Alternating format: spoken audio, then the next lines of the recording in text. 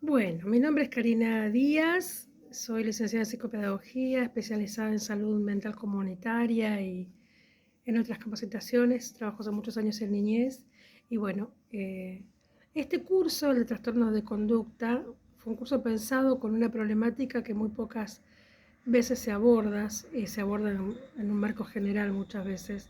Y es una demanda permanente tanto en ámbitos escolares como en ámbitos familiares. Llegan las demandas familiares al consultorio y muchos docentes se encuentran con esta problemática dentro del aula, en la escuela y tratan de conversar con los padres. Por eso se pensó en hacer esta capacitación a través de todo el material que ustedes van a encontrar en la plataforma. Yo quiero iniciar el curso dando una pequeña introducción en relación a qué es hablar de trastornos de conducta. Ustedes van a encontrar el PowerPoint en el material que les va a ir guiando en relación a este video, ¿sí? Lo primero que tenemos que saber es que cuando hablamos de trastorno de conducta, hablamos de comportamientos que se consideran dentro de lo antisocial. Cuando hablamos de antisocial tiene que ver con aquello que se entiende como conductas disruptivas, aquello que no encaja con lo que serían las normas sociales aceptadas. Un niño que no coincide su conducta con el tiempo y espacio adecuado, ¿sí? Con el momento o con la situación en la cual se correspondería quizás alguna conducta eh, por ejemplo, un berrinche, como solemos llamar, o alguna actitud desafiante. Entonces, o estas situaciones se comienzan a dar de forma repetida. Entonces, esas conductas se consideran conductas antisociales, porque nosotros sabemos que la sociedad tiene ciertas normas y ciertos parámetros que nosotros como adultos respetamos y que vamos enseñando a nuestros niños a respetar también. ¿Sí? Entonces, estos trastornos, estas conductas, estos comportamientos se comienzan a manifestar desde temprana edad y a veces se manifiestan en la adolescencia, ¿sí? Esta conducta y estos trastornos hacen referencia siempre a un problema que se manifiesta en lo conductual, por eso se llaman conductas externalizantes, ¿sí? Porque se manifiestan hacia el afuera, pero tienen que ver con cuestiones internas, pero lo que nosotros observamos como docentes o como padres o como terapeutas es la conducta externa, ¿sí? Un adulto o un joven puede mostrar distintos trastornos de conducta alrededor de su vida, ¿sí? Que están enmarcados dentro de las conductas normales que se dan en el desarrollo. Pero hay conductas que llegan a perturbar tanto su relación con lo social como su bienestar emocional, ¿sí? Llega a haber cierta inestabilidad y como padecimiento, ¿sí? En relación a lo que le está sucediendo y lo que está manifestando. Puede estar acompañado el trastorno de conducta por otros trastornos. Esto sería una comorbilidad, ¿sí? Cursan juntos. Puede ser un trastorno de déficit de atención e hiperactividad, como lo conocemos como el TDAH. Puede ser un trastorno postraumático. Por eso es importante en el despistaje de lo que nosotros hagamos si ese niño está atravesando o atravesó por alguna situación conflictiva en su entorno familiar o en su entorno personal. Las categorías diagnósticas de mayor prevalencia que encontramos en la población infantil tienen que ver con los trastornos de conducta, que son los que abordamos en este curso, los trastornos de ansiedad y depresión, trastorno del desarrollo y trastorno de la eliminación, que es otro, hay un seminario en relación a eso al que ustedes también pueden acceder. Ahora, veamos. A menudo empleamos ese término, trastorno de conducta, de una forma que no es la que corresponde. Nos referimos con este término a cualquier tipo de conducta que hace referencia a niños que se resisten a algunas normas, ¿sí? Ahora, muchos niños se resisten a algún tipo de límite o algún tipo de norma impuesta por el adulto. Ahora, el tema es cuando este trastorno entra dentro de una categoría diagnóstica por una serie de sintomatologías, una serie de características puntuales que debemos tener en cuenta para poder denominarlo específicamente trastorno de conducta. Bien, nosotros nos manejamos a través del DSM, el DSM-5 y el CIE-10, que son los manuales a través de los cuales se realizan los diagnósticos que nos muestran categorías y nos muestran características específicas que nos ayudan a hacer un despistaje específico para ver de qué trastorno estamos hablando o si existe realmente alguna desviación, ¿sí? Ahora, el trastorno de conducta se encuentra enmarcado dentro del DSM-5, dentro de los denominados trastornos disruptivos del control de impulsos y de la conducta, ¿sí? Trastornos disruptivos del control de impulsos y de la conducta. Los dos principales comportamientos o los dos principales trastornos que podemos encontrar son el trastorno negativista desafiante y el trastorno de conducta específico, que es el que vamos a ver en este encuentro. Por lo general, suele suceder que estos trastornos son secundarios a otras cuestiones del niño, ¿sí? Pero es muy importante que podamos tener un diagnóstico claro. Muchas veces nosotros no queremos hablar de trastorno ni poner una etiqueta que condicione ni determine al sujeto. Es importante el diagnóstico para saber de qué manera intervenir. Eso es lo fundamental, para entender frente a qué estamos y a partir de allí trabajar, pero sin olvidar nunca, desde ningún punto de vista, que estamos delante de un sujeto con un nombre, con una historia, con sus sentimientos, sus emociones. ¿Sí? Primero que nada es un sujeto que a la vez ese sujeto está padeciendo determinada trastorno, determinada situación, determinada eh, cuestión en ese momento puntual de su vida. ¿Sí? Entonces es importante que a partir de ahí y de un diagnóstico preciso podamos trabajar de forma adecuada para que nuestra intervención sea eficiente. ¿Sí? El trastorno de conducta siempre viene el trastorno de conducta. Lo antecede siempre un trastorno negativista desafiante, por lo general, ¿sí? Sus síntomas más graves, en muchos casos, es decir, los síntomas del trastorno de conducta son más graves que del trastorno negativista desafiante y complican lo anterior. Ahora vamos a ver por qué hablamos que el trastorno de conducta sigue al trastorno negativista desafiante. Bien, porque se dan una edad diferente y con características diferentes. Cuando un niño o adolescente se porta mal, que es la palabra que siempre llamamos, se porta mal, ya no sé qué hacer, es confrontativo, rompe las normas permanentemente, siempre tenemos que preguntarnos cuál es el motivo por el cual se manifiesta esta conducta, ¿sí? ¿Qué hace que se comporte de esta manera? Nosotros sabemos que el trastorno negativista desafiante tiene que ver mucho con esta oposición permanente. Ahora, en el trastorno de conducta, el comportamiento se vuelve más agresivo. Si tiene una manifestación más violenta, no solamente desde un posicionamiento del enojo, ¿sí? O del desafío a la norma, sino que se vuelve agresivo desde la acción. Y comienza a haber una violación permanente de las normas, ¿sí? Con una tendencia que se manifiesta en este sentido de que no importa lo que le provoque al otro lo que yo hago. No hay un respeto ni hay un registro del sentimiento que genero en el otro por mi conducta, por escaparme, por quizás robar, por quizás romper algo. No me interesa, no registra el niño o el adolescente qué es lo que el otro siente en relación a esta conducta que le está manifestando. ¿Sí? Ahora, dentro de las sintomatologías tenemos que tener en cuenta dos cuestiones que son muy importantes y que tienen que ver con todo lo que tiene que ver cuando hacemos una valoración y despistaje de algún tipo de trastorno o de algún tipo de cuestión que nos está llamando la atención. Las dos cuestiones son la frecuencia y la intensidad. Tenemos que ver con qué frecuencia esta conducta se está dando en este niño, ¿sí? ¿Fue un evento circunstancial por una situación dada o es algo que se está reiterando, que comenzó a darse quizás de forma paulatina y comenzó a reiterarse con más cotidianeidad? Y otro principio valorativo es el principio de intensidad. Es decir, esto comenzó con un enojo, con una manifestación, con un grito, y fue creciendo en su manifestación, en la intensidad de la manifestación.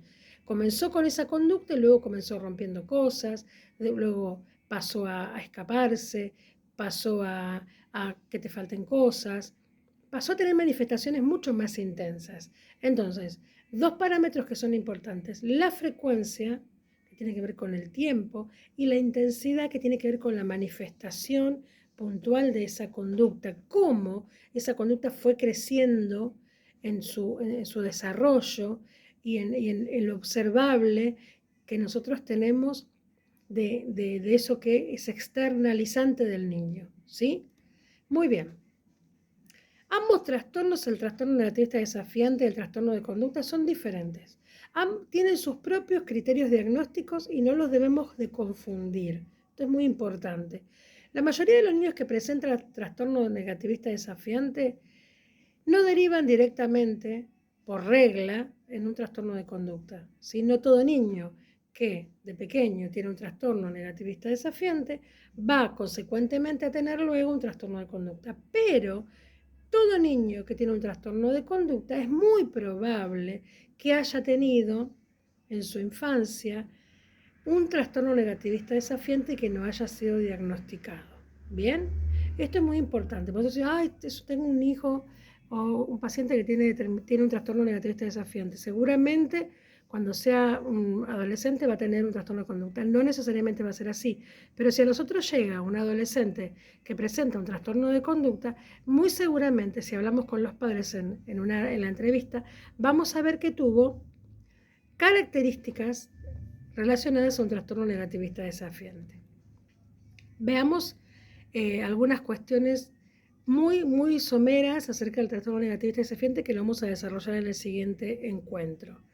El trastorno negativista desafiante es un patrón permanente que tiene que ver con enfado, irritabilidad, una conducta desafiante, vengativo, ¿sí? Debe durar por lo menos 6 meses y tiene que aparecer en distintos ambientes donde el sujeto se relaciona.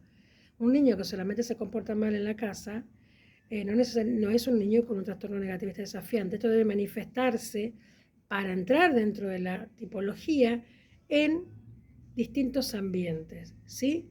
Los niños no tienen conciencia de enfermedad, es decir, los niños no tienen conciencia de este problema. No se dan cuenta que su conducta no es la adecuada, ni que corresponde su reacción al tiempo y espacio en el que estamos ubicados, ¿sí? No llegan a comprender esto dentro del contexto. Entonces eso es muy importante, porque si no ves que te estás portando mal, el niño no registra que se está portando mal. Actúa, por eso es una conducta disruptiva, actúa con lo que siente, reacciona, ¿sí? Impulsado por lo que siente en ese momento. Si su reacción, de alguna manera automática, es manifestar ese malestar. ¿Bien? Ahora, el trastorno de conducta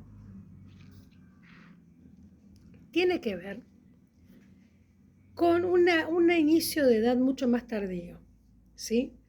El trastorno negativista desafiante se da dentro de lo que es la infancia, hasta alrededor de los 10-12 años, y luego ya el diagnóstico no es un trastorno negativista desafiante, sino que es un trastorno de conducta, que se da alrededor de los 14 años, pero que, como nosotros sabemos, la adolescencia se ha adelantado. Si ahora hablamos de preadolescentes, quiere decir que esta sintomatología que estaba esperada para cierta edad, a los 14 aproximadamente, puede darse alrededor de los 12 años, ¿sí? Conlleva una serie de comportamientos agresivos hacia otra persona, siempre es hacia terceros, hacia personas, hacia animales, hacia los objetos, ¿sí? Comienzan a tener presencia de mentiras, de engaños, robos, comienzan a romper sistemáticamente las normas impuestas dentro del hogar, dentro de la institución escolar, inclusive las normas sociales, dentro de su confrontación con la ley, ¿sí? Tiene que ver con una conducta que se torna mucho más agresiva, como yo le decía en palabras anteriores. Y suele estar acompañado de una aparente frialdad emocional, ¿sí? Que tiene que ver con esta dificultad de ponerse en el lugar del otro y registrar que lo que estoy causando es un malestar también en el otro a través de mi conducta. Muchos estudios pueden asociarlo a alteraciones neurobiológicas, ¿sí? Alguna cuestión del no control del límite, pero en su mayoría tiene componentes emocionales, ¿sí? Y tiene que ver con un trabajo específico que se debe realizar luego en relación a la conducta, al registro de la conducta, para registrar la conducta que no es la adecuada y modificarla. ¿Bien? Ahora, hay una prevalencia muy elevada, ¿sí? Entre el 3 y el 7%, que tiene que ver, hay más prevalencia en varones que en mujeres. ¿Bien? Por lo general, cuando uno hace su consulta en atención primaria, que es donde primero se realiza una consulta que es con el médico pediatra en este caso, la mayoría de los niños, casi en su mayoría, cuando uno consulta por estas cuestiones de conducta, tienen que ver con un trastorno específico de conducta, y cuando son más pequeños, con un trastorno negativista desafiante. No quiere decir que sea siempre así, quiere decir que en su mayor porcentaje podríamos estar enmarcados dentro de uno de estos trastornos.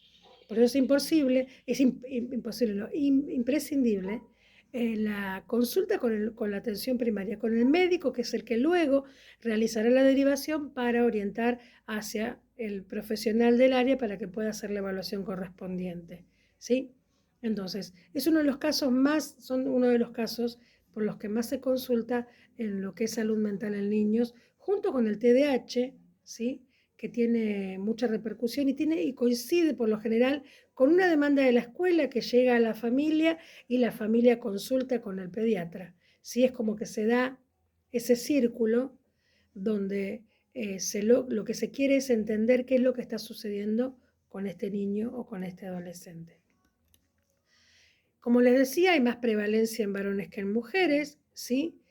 Y esto quizás a veces es más, el varón entendemos que por género los varones son más agresivos y no tiene que ver con esto, sino hay una explicación de por qué hay más tendencia en los varones que en las mujeres, pero no tiene que ver con una cuestión de contextura ni de, como les decía, una cuestión de género, que es esperable que el varón reaccione de una manera diferente que las mujeres. Eso es muy importante. Ahora, las variables sociofamiliares y el estilo educativo es muy importante cuando nosotros encontramos estas problemáticas, ¿sí? Tiene que ver con los factores de riesgo y los factores protectores. En un contexto social marginal, en un contexto social donde no hay límites claros, o en un contexto familiar donde hay demasiada restricción y demasiado control, situaciones en donde hay mucha vulneración de derechos, situaciones en donde el niño no encuentra espacios, el entorno, todas esas cuestiones pueden ir potenciando estas conductas, ¿sí? Entonces es importante porque siempre ponemos el problema en el sujeto, pero el contexto muchas veces favorece estas conductas, ¿sí? Y también el contexto es protector de estas conductas cuando la familia, la institución escolar, comienza a trabajar para poder brindar la mejor pauta, el mejor ambiente, la mejor forma de explicar y de decir, porque eso es muy importante, para que estas conductas no se manifiesten, ¿sí? Entonces, no es un problema del sujeto, sino que es un problema que nos involucra a todos, ¿sí? Entonces, esto también es muy importante. Tiene que ver quizás o traslado este pensamiento con el modelo social de la discapacidad, tomando la idea, ¿no?, del modelo social que entiende que primero está el sujeto y que el sujeto no es el causante de la situación vivida, sino que nosotros como sociedad muchas veces potenciamos esa situación. Entonces es muy importante desde este punto poder nosotros también hacer una mirada como docentes profesionales que debemos nosotros también revertir para favorecer la salud mental del niño. Muy bien. Ahora, los criterios diagnósticos, ¿sí?, que debemos tener en cuenta son muy claros. Tanto el CIE-10 como el DSM-5 para los trastornos de conducta o los trastornos disociales requieren que los síntomas, ¿sí?, que nosotros detectamos estén presentes por lo menos durante 6 meses. Es decir, si un niño tuvo ciertos episodios de conducta durante un tiempo X que no llega a los 6 meses, podemos estar hablando, por ejemplo, de un trastorno de estrés postraumático, es decir, un niño que ha tenido una pérdida, un niño que ha tenido un abuso, un niño que ha pasado situaciones de violencia, puede tener conductas disruptivas, puede tener o manifestar conductas que tienen que ver con el trastorno negativista desafiante, pero no necesariamente es un trastorno negativista desafiante o un trastorno de conducta, sino que esas conductas son consecuencia de lo que aconteció, de lo traumático, y se está manifestando en la conducta. Es decir, que por eso es importante valorar, como yo les decía, la frecuencia en la que esto se estuvo dando, en qué tiempo, qué lapso de tiempo se fue desarrollando esta conducta. Debe ser un mínimo de 6 meses. vamos a ver que se van a enumerar 15 conductas, ¿sí? De las cuales debe presentar por lo menos 3 de ellas. Bien, 3 de esas conductas deben de manifestarse en un periodo no mínimo a 6 meses, es decir, mayor a 6 meses, y la edad de inicio es muy importante que se registre cuando se hace la entrevista, porque debe manifestarse esta conducta, trastorno de conducta, manifestarse por encima de los 10 años, ¿sí? Porque saben, como hablábamos antes, el trastorno de conducta se manifiesta ya entrando en la adolescencia. Bien, son 3 criterios importantes. Muy bien, entonces, veamos algunas de las conductas manifiestas, ¿sí? Las conductas se agrupan en 4 categorías, ¿sí? Recordemos que tienen que tener presentes 3 conductas durante por lo menos 6 meses por encima de los 10 años. 3 categorías. La primera categoría es agresión a personas y animales, ¿sí? Por ejemplo, mienten con frecuencia, rompen las promesas, ¿sí? Para obtener beneficios propios, es decir, que son manipuladores, evaden las obligaciones, por lo general inician las peleas, ¿sí? Ellos son los que inician peleas con sus hermanos, con sus compañeros de escuela, con amigos, inclusive cuando salen en la calle, si se van a una reunión. Son ellos los iniciadores del conflicto. Pueden haber llegado a usar armas, recuerden que estamos hablando ya de adolescentes, ¿sí? No solamente armas de fuego, armas blancas, sino aquello que pueda dañar a otro. Puede ser una botella, puede ser un ladrillo, tirar piedras, todo lo que tenga que ver con vandalismo, ¿sí? A menudo suelen escaparse, suelen no respetar horarios, suelen no avisarse, van y vuelven a cualquier hora y no avisan, uno los llama y no contestan. Pueden tener crueldad física con animales, crueldad física con las personas. Tiene que ver con esto de quizás cuando pelean pegar y no tener un límite, ¿sí? El otro grupo que podemos encontrar es el de engaños y robos, ¿sí? Por ejemplo, robo de objetos que son significativos, eso es importante. No roban cualquier cosa, sino que roban objetos que tienen un valor significativo, ¿sí? Para el otro.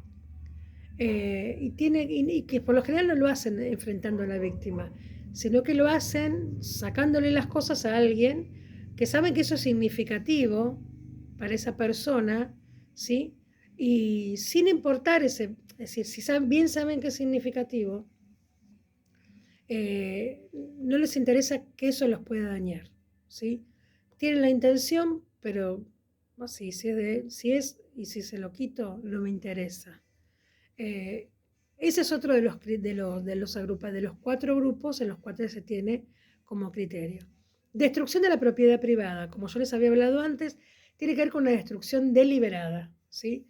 Pueden provocar incendios, pueden realizar vandalismos y romper cosas. Se ve esto, por ejemplo, en los adolescentes cuando se juntan en grupos y van a romper una escuela o destruyen algún espacio público, ¿sí? Pero tiene que ver con una conducta deliberada, o sea, una conducta que lo hace sabiendo que lo está haciendo. Incumplimiento grave de las normas, ¿sí? Este es el otro agrupamiento que tenemos presente. Ausencias reiteradas, se escapan de la escuela, ¿sí? Esta conducta, recuerden, debe comenzar antes en la adolescencia. Se escapan, faltan. No tiene que ver con el típico me hice la rata, como nosotros solíamos decir, sino que es una conducta reiterada. Esta cosa de no me importa, me voy, falto, me escapo. Abandonan el hogar, ¿sí? Al menos, el criterio dice al menos en 2 ocasiones, durante la noche, ¿sí? Puede ser, y esto es importante la distinción que hace el DSM, que el niño se escape, el adolescente se escape para evitar situaciones de abuso, situaciones de violencia. Cuando nosotros hablamos, muchas veces nos encontramos con adolescentes o niños que no quieren volver a sus casas porque en ese contexto viven situaciones violentas. O son niños que están siendo abusados. Entonces encuentran el hecho de irse el resguardo para sus vidas.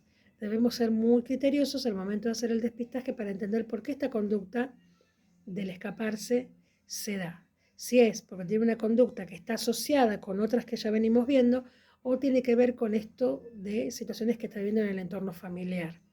Pueden llegar a ser adolescentes violentos en sus relaciones sexuales, abusivos, que no respeten el deseo del otro, porque tiene que ver con esto que decíamos que no registra, que no le interesa lo que el otro piensa o sienta, ¿sí? Pueden intimidar a otras personas, ¿sí? Para lograr sus propios objetivos. Y pueden llegar a robar y hacer allanamientos de morada o robar vehículos u otros objetos en ámbitos más públicos quizás.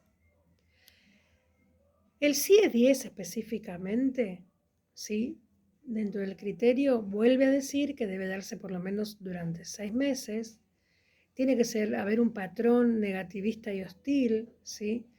También durante 6 meses.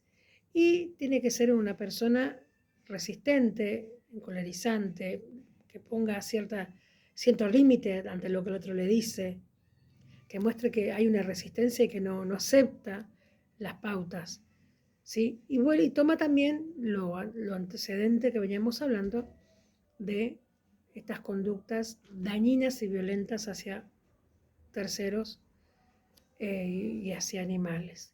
Cuando hacemos el diagnóstico diferencial de esta problemática, el diagnóstico diferencial tiene que ver con ver qué cosas tiene en común que se engloban dentro de un cuadro para diferenciarlo de otras problemáticas posibles. Porque recuerden que tenemos que pensar que este trastorno puede estar asociado con otros, como el TDAH, por ejemplo. Entonces, debemos separar las características diagnósticas para evaluar dentro de qué cuadro nosotros vamos a estar trabajando, para hacer una intervención coherente y una intervención que se corresponda a lo que el niño o el adolescente necesite. Entonces, lo primero que podemos despistar es el TDAH. El TDAH tiene conductas que se corresponden con el trastorno de comportamiento, pero tiene además otras características, ¿sí?, que nos deben ayudar a encuadrar a esta conducta que estamos viendo dentro del TDAH y no dentro del trastorno de comportamiento, ¿sí? Entonces debemos tener en cuenta todas las variables para saber a qué corresponde. Podemos encontrarnos con un niño con trastorno de ansiedad e inclusive con un niño con un trastorno de depresión. ¿Por qué? Porque la depresión en los niños no se manifiesta de la misma forma que se manifiesta en los adultos, ¿sí? El adulto, nosotros tenemos esa idea y esas imágenes de que el adulto duerme todo el día, se aísla. El niño y el adolescente pueden reaccionar de otra manera que se puede manifestar en conductas agresivas y en conductas violentas, ¿sí? Y podemos estar frente a un niño que está con depresión. De esto también tenemos en el curso que se llama Cuando se apaga el motor del deseo, abordamos la depresión en niños y en adolescentes. Debemos también despistar si no hay un consumo de sustancias. Recuerden que estamos enmarcados dentro del trastorno de conducta, que estamos hablando de adolescentes, preadolescentes. Lamentablemente, dentro de lo que es nuestra sociedad y en el contexto actual, el consumo de sustancias comienza a muy temprana edad, cada vez más avanzado. Yo trabajé en adicción mucho tiempo y me he especializado en la temática. Y lamentablemente los niños comienzan a consumir desde muy pequeños por un entorno social, porque en su casa está legitimado de alguna manera el consumo de sustancias por sus padres, y se acercan a esto desde muy chicos, porque han naturalizado esa conducta. Entonces, cuando yo me encuentro con un adolescente con trastorno de conducta, debo despistar también si no estamos frente a un trastorno o una cuestión que esté asociada a un consumo de sustancias. Bien, tenemos que ver otros cuadros menores, ¿sí? Como yo les mencioné anteriormente, un estrés postraumático. Un niño que haya atravesado por algún adolescente que haya atravesado por alguna situación traumática y en función de eso está teniendo este tipo de conductas, ¿sí? Algunas enfermedades muy puntuales pueden generar irritabilidad, ¿sí? O pueden generar este tipo de conductas. Alguna persona, un sujeto, un adolescente que tuvo algún accidente y eso le generó alguna lesión en el tronco encefálico, ¿sí? Alguna cuestión neurológica que tenga que ver con la irrigación, ¿sí? En accidentes cerebrovasculares, por ejemplo. Y también hay trastornos de conducta que están asociados a algún tipo de medicamentos, ¿sí? Hay medicamentos que generan algún tipo de fármacos que la persona tenga algún tipo de manifestación en su conducta, pero que está asociada a lo que la medicación produce a nivel neurológico, ¿sí? Lo que tiene que ver con, por ejemplo, los antiepilépticos. Sí, eso es muy importante que si el niño está medicado, el sujeto está medicado por algún tipo de cuestión de salud y comenzamos a ver trastorno de conducta, poder hacer una consulta para ver si no está asociada la medicación con esto y que no tenga que ver con otra cuestión. ¿Bien? Ahora, ¿cuáles son los factores de riesgo que tenemos que tener presentes? Por ejemplo, las circunstancias de la concepción, embarazo, ¿sí? Eso tiene que ver con lo prenatal, ¿sí? Nosotros siempre preguntamos cuando hacemos la anamnesis, que es la historia de vida de este sujeto, de este niño, de este paciente que llega a nosotros, hacemos lo que se llama historia de vida, anamnesis, que tiene que ver con hacer todo el recorrido de ese niño para entender qué fue pasando en su vida. Lo que tiene que ver con el embarazo es muy importante, eso tiene que ver con lo prenatal. Nosotros preguntamos si fue un niño deseado, en qué contexto se dio el embarazo, porque todo esto de forma emocional influye y va condicionando de alguna manera a este sujeto por venir, ¿sí? Nosotros entendemos y creemos también, avalamos, que durante el embarazo ese niño percibe, ¿sí?, el rechazo, percibe la aceptación, percibe el entorno donde se está desarrollando. Entonces, la situación previa es muy importante de lo emocional de la mamá, pero también desde las situaciones vividas, es decir, una mamá bien alimentada, un embarazo bien llevado, un embarazo con controles, un embarazo en un contexto familiar adecuado. Todas esas cuestiones son de lo prenatal que son importantes. Luego tenemos lo perinatal, es decir, lo que se da durante el contexto del parto. Siempre se pregunta si el parto fue un parto normal, si fue un parto, qué tipo, si fue un parto con cesárea, un parto normal, si fue un parto traumático, si hubo algún tipo de complicación, si la mamá tuvo algún tipo de complicación o el bebé al nacer tuvo algún tipo de complicación. Lo que se da en el contexto del parto es también un dato muy importante. Y luego viene lo postnatal. ¿Qué sucede luego de que ese bebé llega?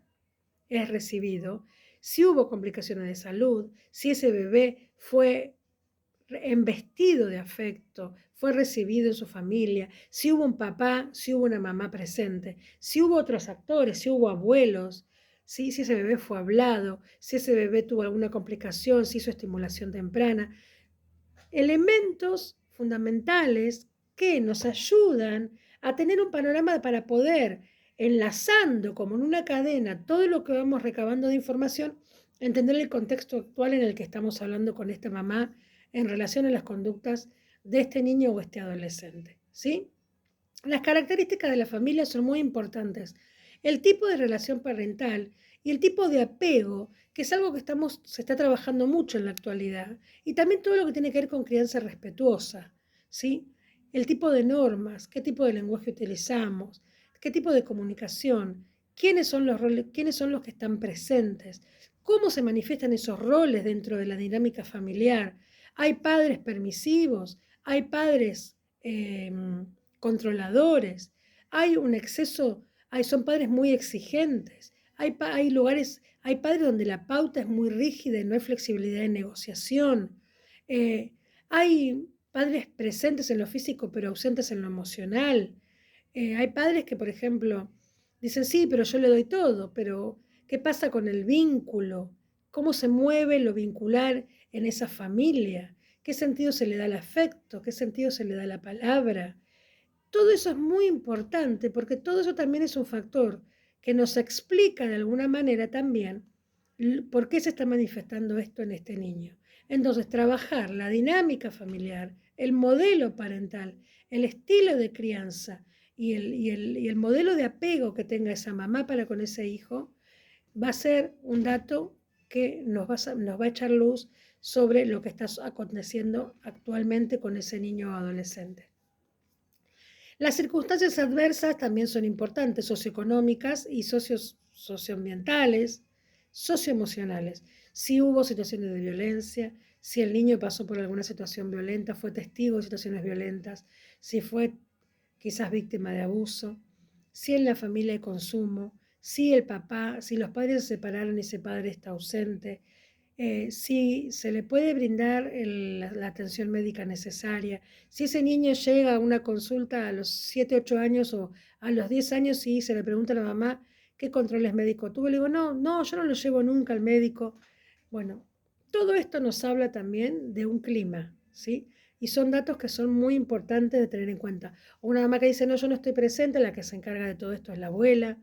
Bueno, todas estas cuestiones son muy importantes de tomarlas en cuenta y tomar nota de ellas. Si hay antecedentes de trastorno mental en el niño o en el ambiente familiar, ¿sí? Si tenemos padres, madres, abuelos que hayan tenido algún diagnóstico de algún tipo de trastorno familiar, si el adolescente llega a consulta con su madre y ya hay un diagnóstico previo, porque recuerden que hablábamos que el trastorno de conducta puede anteceder, puede haber previamente un trastorno negativista desafiante, es muy importante tener en cuenta eso. Si hay otros cuadros definidos como depresión, como hablábamos hoy, si hubo ideas suicidas, ¿sí? Si hubo, por ejemplo, autolesiones, ¿sí? Si es una adolescente o un adolescente que se lastima, si hay adicciones, y si hubieron en algún momento problemas con la justicia o problemas con la escuela, por ejemplo, adolescentes que llegan firmando actas porque rompieron algo en la escuela, porque se pelearon, llamados de atención, entrevistas con los padres. Por eso es importante que como profesionales tengamos, una vez que el adolescente llega, tengamos entrevistas con los equipos de orientación de la escuela, si es que los tiene, para poder tener una mirada acerca de cómo fue su conducta y su vínculo con la institución escolar, ¿sí? Ahora, tenemos que tener en cuenta, y esto es muy importante que lo quiero destacar ya cerrando la clase, ninguna de estas características, ninguno de estos estudios y sintomatologías que nosotros podamos recabar, en sí mismas tienen valor, solas. No predice una sola sintomatología o un solo indicador, un trastorno. Muchas veces nosotros queremos, decimos, porque pasó esto, tiene un trastorno de conducta. No.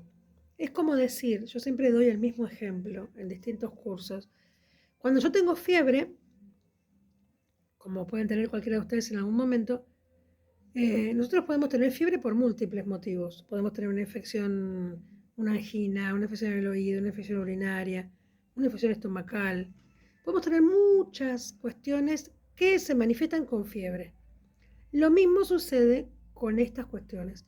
Cuando tenemos una manifestación de la conducta, no debemos ya encuadrarla y encerrarla dentro de una tipología, porque tenemos que ver todas las variables posibles, como veníamos hablando, para con el abanico desplegado poder decir realmente ahí, esto es un trastorno de conducta, porque podemos estar dentro de otro cuadro, dentro de otra situación, y que por solo mirar parcialmente un aspecto, ¿sí? Estamos haciendo un diagnóstico equivocado.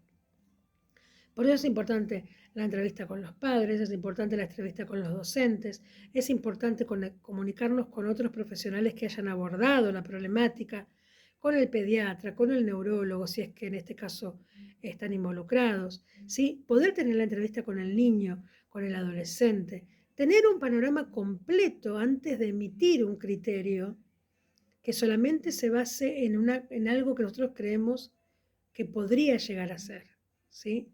Esto tiene que ver con un respeto al sujeto.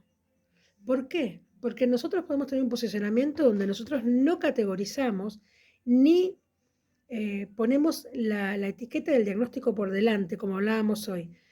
Podemos ser profesionales que entendemos y caminamos en esta cuestión de entender que hay un sujeto primero y luego está el problema, ¿sí? Que debemos trabajar, pero el sujeto, con sus emociones, con su nombre, con su vida, con su historia, es lo importante. Si nosotros emitimos un criterio errado, lo que hacemos es poner por delante un nombre, un diagnóstico, y condicionar a un sujeto. Quizás eso esté equivocado. ¿Sí? Entonces es muy importante nuestro criterio de trabajo, nuestro posicionamiento, nuestro respeto al otro y también ser meticulosos, tomarnos el tiempo adecuado, consultar si dudamos con otros colegas, ¿sí? No emitir un criterio antes de tiempo si no estamos seguros de que estamos pisando en tierra firme. Porque además, en base a ese diagnóstico, vamos a realizar intervenciones en pos de la salud de este joven y de este niño. Entonces nuestras intervenciones tienen que ser las adecuadas. Y sería erróneo hacer una intervención que no corresponde. Es como que ahí me den un antibiótico para el dolor de garganta cuando yo tengo que tomar un antibiótico porque tengo una infección urinaria. Si yo hago una intervención que no es correcta, pensando que es algo que no es, nunca voy a lograr la salud mental, emocional de este sujeto. Por eso es muy importante.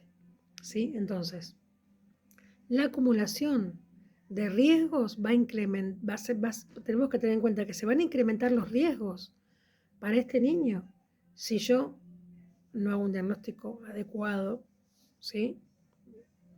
De aquello a lo que yo me estoy enfrentando. Sin olvidar nunca que estoy siempre frente a una persona, sino a un caso, ni a un hecho fortuito, ni a un diagnóstico, ni a un test, ni a un papel. Estoy frente a una persona.